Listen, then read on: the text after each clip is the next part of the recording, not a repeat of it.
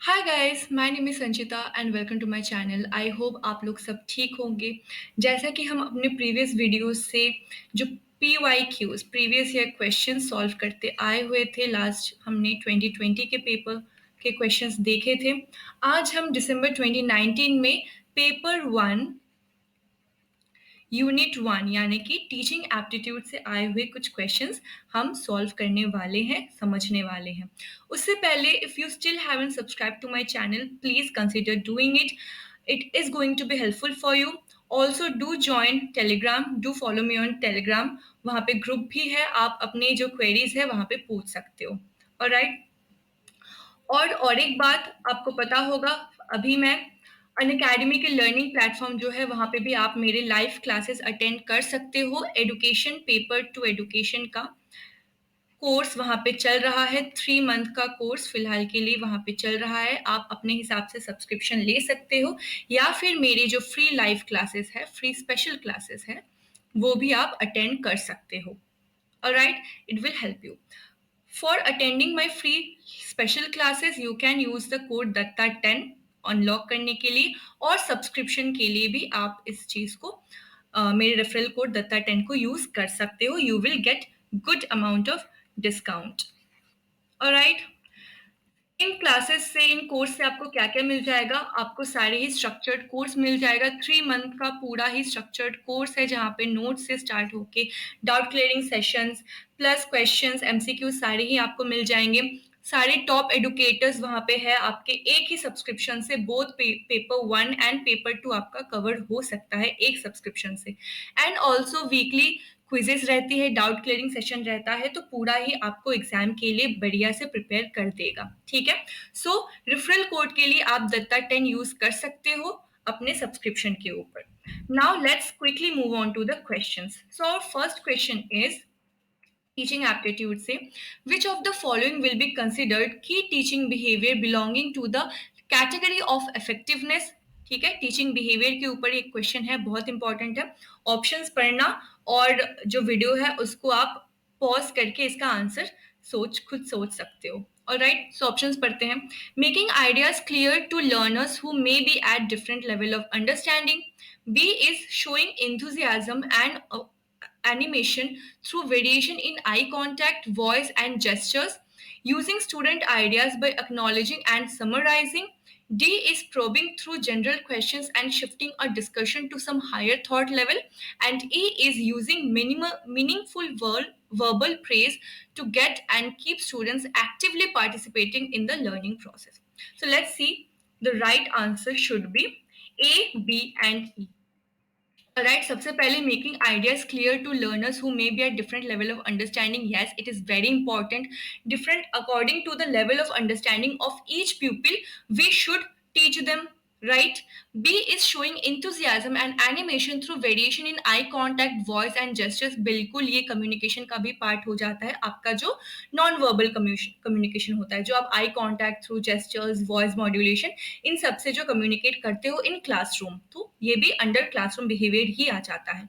And E is using meaningful verbal praise to get and keep students actively participating in the learning process. तो ये भी बिल्कुल सही है। ठीक है, तो आप आज का जो होमवर्क है वो आप मुझे बताइएगा कि इस चीज को क्या कहा जाता है। ठीक है, इतना आपको मैं हिंट दे देती हूं कि ये चीज आपके स्किनर से रिलेटेड है।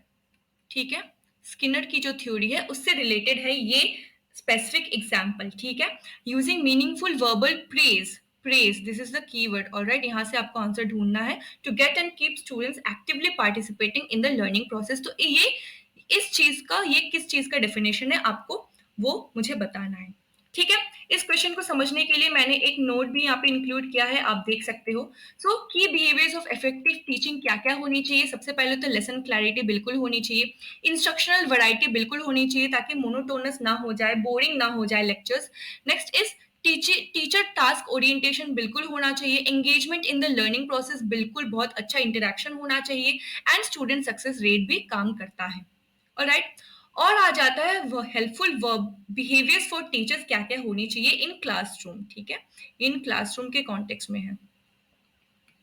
ऑलराइट, देख लेते हैं क्या क्या होना चाहिए। So first is using student ideas and contribution, बिल्कुल ये करना चाहिए। स्ट्रक्चर्ड होना चाहिए, क्वेश्चनिंग होनी चाहिए, प्रोबिंग होनी चाहिए, एंड टीचर इफेक्ट बहुत ज्यादा काम में आता है। ठीक है, टीचर इफेक्ट में वही चीजें हो गई, ठीक है, कि प्रेज हो गया, ऑलराइट, रिवॉर्ड हो गया, ये सारी चीजें आ जाती है। क्लियर है, आगे बढ़ते हैं, चलिए। Next question is identify the sequence which correctly indicates the order for ensuring teaching learning activities in a constructivist approach। ठीक है, तो सीधा सीधा आपको 5E मॉडल जो है आपका वो पूछ लिया है, और इसको ध्यान में रखिएगा, बिल्कुल सीक्वेंस वाइज, बिल्कुल ही ऑर्डर में ही आप इसको याद रखने की कोशिश कीजिएगा, ठीक है, क्योंकि ऑर्डर में ही आ जाते हैं। ऐसे ही सिमिलर पैटर्न इसी टॉपिक से और एक क्वेश्चन बन जाता है जहां पे आपको A B C D 4 options दे देंगे, और यहाँ पे ये एक एक का दे देंगे, यहाँ पे एक्सप्लोर दे दिया, यहाँ पे एक्सप्लेन दे दिया, यहाँ पे एक्सटेंड दे दिया, और यहाँ पे कुछ और दे दिया। ठीक है, तो आपको ढूंढना पड़ेगा कि ऑड वन आउट कौन सा अकॉर्डिंग टू 5E मॉडल नहीं जाता है। तो ये भी एक क्वेश्चन पैटर्न बन जाता है इसी एक टॉपिक से। ऑलराइट, ऐसा भी एक क्वेश्चन बन रखा है। ठीक है, तो इसका सही आंसर क्या हो जाएगा गाइस? इसका सही आंसर सीधा सीधा 4 हो जाएगा। सबसे पहले एंगेज होता है, फिर एक्सप्लोर, फिर एक्सप्लेन, फिर एक्सटेंड, एंड फिर इवेल्युएट। ठीक है, एक्सटेंड को ना और क्या कहा जाता है? एक्सटेंड को और कहा जाता है इलैबोरेट। ऑलराइट, इलैबोरेट भी कहा जाता है। तो चलिए इसके बारे में भी एक नोट देख लेते हैं। फर्स्ट इज एंगेज, ठीक है, फिर हो जाता है एक्सप्लोर, फिर एक्सप्लेन, इलैबोरेट, इवैल्यूएट। तो आप इसका एक स्क्रीनशॉट ले सकते हो, या फिर मैं ये पूरा ही पीडीएफ जो है मैं अपने टेलीग्राम के चैनल में इसको डाल दूंगी। ठीक है, टेलीग्राम पे इसको दे दूंगी, वहां से आप इसका पीडीएफ जो है डाउनलोड कर लीजिएगा। ठीक है, इट विल हेल्प यू। आगे बढ़ते हैं, चलिए। Third question is the compositional skills and creativity in presentation of students can be most effectively evaluated by which of the following test? So कौन से टेस्ट में स्किल दिखती है, क्रिएटिविटी दिखती है? तो इसका सीधा सीधा आंसर हो जाएगा ऐसे। ठीक है, अच्छा, अब आप पूछोगे कि ऑब्जेक्टिव टाइप में क्यों नहीं हो सकता? तो ऑब्जेक्टिव टाइप में सबका आंसर सेम होता है, ठीक है, जनरल आंसर होता है, इसमें सब्जेक्टिविटी की का कोई चांस नहीं है, सब्जेक्टिव आंसर्स का कोई स्कोप नहीं है ना, सबका सेम आंसर होता है, जनरल आंसर होता है। तो ऑब्जेक्टिव टाइप में तो स्किल या क्रिएटिविटी दिखाने की स्कोप नहीं होती है। शॉर्ट आंसर टेस्ट में भी इतना ज्यादा हेल्पफुल नहीं हो सकता, प्रोजेक्टिव टाइप टेस्ट में भी नहीं हो सकता। तो किसमें हो सकता है? ऐसे टाइप टेस्ट में बहुत ही बढ़िया से क्रिएटिविटी, आप अपनी सोच, अपनी स्किल्स का बिल्कुल ही सही से प्रदर्शन कर सकते हो। ठीक है, तो थोड़ा सा जान लेते हैं यूजेस ऑफ ऐसे टेस्ट क्या क्या होता है। It assess the ability to recall, organise and integrate ideas. Second is assess the ability to express oneself in writing. Third is ability to supply information.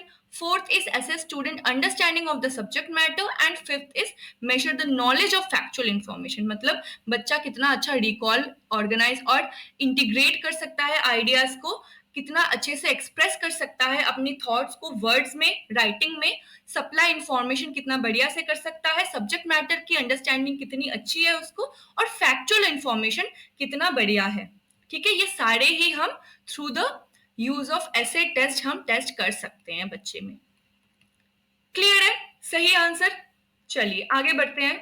ये बिल्कुल ही एनटीए का फेवरेट फॉर्मेट है, assertion and reason. ठीक है, घबराने की कोई बात नहीं है, मैंने टिप बता रखा है कि ऐसे क्वेश्चंस को कैसे सॉल्व करना है। क्या करना है? सबसे पहले तो आप भूल जाओ कि ये अलग अलग स्टेटमेंट्स हैं, ठीक है, और बीच में एक ज्वाइनिंग वर्ड, ठीक है, ज्वाइनिंग वर्ड या फिर कंजंक्शन यूज कर दो। पढ़ते हैं, चलिए। So pedagogy and social interaction are two major result oriented activities of a teacher. Alright, आगे पढ़ते हैं।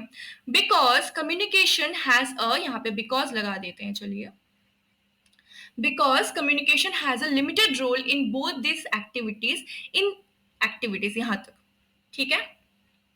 सो this is the question. Question क्या है? असर्शन में मतलब पहला statement, pedagogy and social interaction are two major result oriented activities of a teacher, ये बिल्कुल ही सही है। Because communication has a limited role in both this activities, तो ये तो आप पढ़ के ही बता सकते हो कि नेगेटिव, बिल्कुल लिमिटेड बात कही है ना।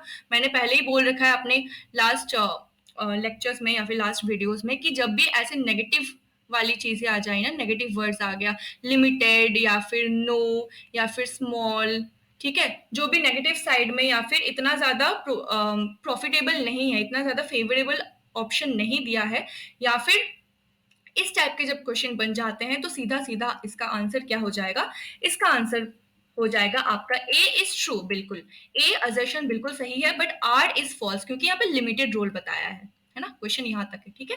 सो लिमिटेड रोल बताया है, तो कम्युनिकेशन में लिमिटेड रोल नहीं होता है, कम्युनिकेशन इज मेजर रोल होता है, कम्युनिकेशन का बहुत ज्यादा रोल होता है इन टीचिंग लर्निंग एक्टिविटी।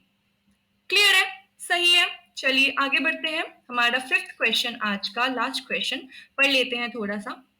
चलिए क्या है question, which of the following factors have been labelled as social competence in influencing learning. ठीक है, लर्निंग को इन्फ्लुएंस करने के लिए सोशल कॉम्पिटेंस को कौन से फैक्टर्स काम में आते हैं। तो सबसे पहले social, socio economic status, motivation, intelligence general and specific, emotional wellbeing and inability to translate thoughts into action. सीधा सीधा क्वेश्चन है बिल्कुल, यहाँ पे कैसा करना पड़ेगा आपको, या तो आप इसमें कौन सा मेथड यूज कर सकते हो, आप इसमें एक्सक्लूशन या फिर जिसको कहते हैं एलिमिनेशन मेथड, सबसे बेस्ट एलिमिनेशन मेथड यूज करके आप ऐसे क्वेश्चंस के आंसर लगा सकते हो। ठीक है, कोई भी एक ऑप्शन जो आपको सही लग रहा है उसको सबसे पहले ले लो, ठीक है, सबसे पहले उस चीज को ले लो और फिर उसके अकॉर्डिंगली बाकी आंसर्स को, बाकी ऑप्शंस को एलिमिनेट करो। ठीक है, तो सही आंसर इसका क्या हो जाएगा गाइस, इसका सही आंसर हो जाएगा 3। पढ़ते हैं कैसे हुआ। सबसे पहले सोशियो इकोनॉमिक स्टेटस, तो बिल्कुल ये एक फैक्टर है, ये एक मेजर फैक्टर है socio economic status, alright. Next है मोटिवेशन, बिल्कुल ये भी एक फैक्टर है।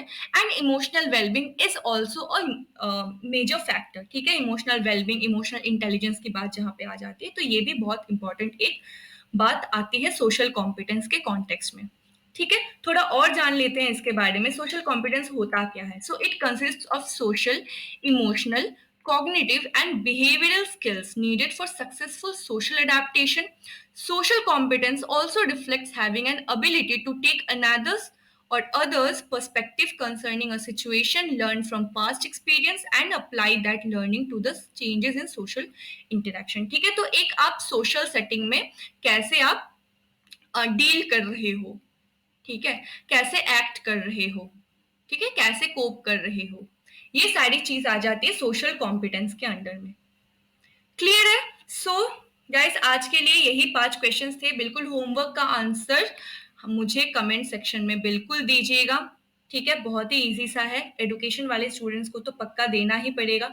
Alright, so thanks for joining the class, thanks for watching the video. और आप मुझे फिर से एक बार बता देती हूँ, आप मुझे अनअकैडमी के लर्निंग प्लेटफॉर्म में भी अभी देख सकते हो, आप मुझे प्लस क्लासेस में देख सकते हो। प्लस क्लासेस देखने के लिए आपको क्या लगेगा, आपको एक सब्सक्रिप्शन लेना पड़ेगा। सब्सक्रिप्शन के सारे ही डिटेल्स आपको डिस्क्रिप्शन बॉक्स में मिल जाएगा। आप दत्ता 10 रेफरल कोड भी यूज कर सकते हो। अलॉन्ग विद दिस आप स्पेशल क्लासेस भी ज्वाइन कर सकते हो मेरे। स्पेशल क्लासेस के लिए भी, उसको भी अनलॉक करने के लिए आपको दत्ता 10 जो रेफरल कोड है आप यूज कर सकते हो। ऑलराइट, सो लाइव क्लासेस के लिए आप अनअकैडमी पे आ जाइएगा, उसके सारे डिस्क्रिप्शन बॉक्स में मिल जाएगा आपको उसका लिंक, मेरा प्रोफाइल लिंक भी मैं वहां पे दे दूंगी, आप मुझे फॉलो कर सकते हो, आपको सारे ही नोटिफिकेशंस आ जाएंगे टाइम से। ठीक है, so thank you so much, और प्रैक्टिस करते रहिए। बहुत ही जल्द मैं यूनिट 2 के क्वेश्चंस आपके लिए लेके आऊंगी। And take care. Alright, thank you.